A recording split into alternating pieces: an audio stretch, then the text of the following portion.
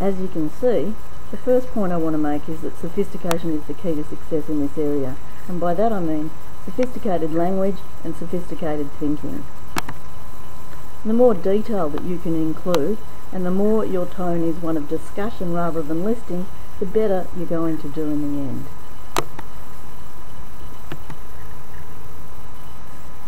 I'm presenting a strategy here for you that I've found has worked well.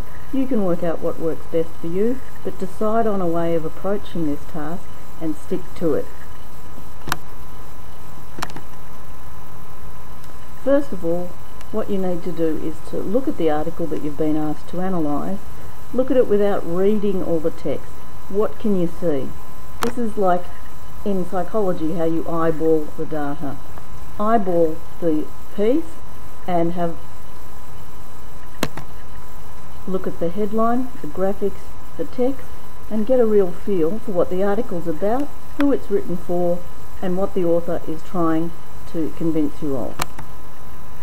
First of all, the author. You need to know who's written the piece, because you need to have an idea as to whether they're an expert, whether they've got biases, and what direction they're likely to be sending you. The next thing to look for are the images.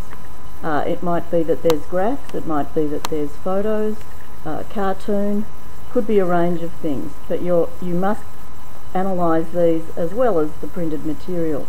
So look at them carefully. Following that, look at the headline. Is there a play on words? Is the opinion clearly being flagged? What does it tell you? Then, look at the graphic. Ask yourself, what is every single thing that appears in this, and describe it for yourself. Look at the expressions on faces, look at who the artist was if it's a cartoon. Just go through everything and make sure you haven't missed anything in deciding what the point of that graphic is. Why is it there? What is it communicating with you? Once you've done an overview, then read the text. Go through it carefully, all the time saying to yourself, what is the contention?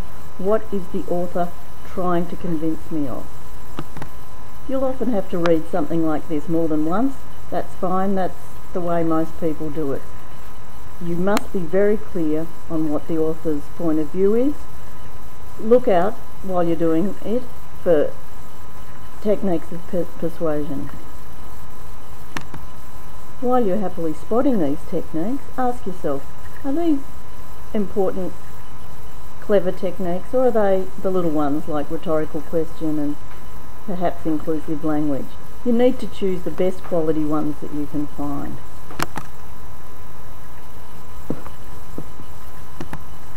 When writing time starts, that's your opportunity to get going with your highlighter and go back and highlight all the important things that you've already identified.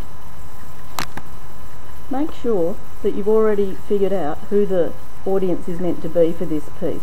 Sometimes in an exam this information will be given to you on the preceding page. Sometimes you have to work it out yourself, but it's very important that you know who the material was written for, because that has an impact on the kind of techniques that the author has adopted. A lot of people like to use the following approach. They name the technique, they provide evidence for that technique in the form of a quote, and then they explain the effect on the reader. This is the part that's most important, so you need to be confident about doing it, and you need to put most of your efforts into this. Don't list techniques and explain their effect on the reader one by one. You're not going to score very well with that kind of response, and we all know you can do better than that. Work through the material from first paragraph to final paragraph. Keep reminding yourself of who the author is and what they are urging you to do, whether it's changing your mind or calling for action. Think about that often, and it'll bring you back to the focus that you need to have.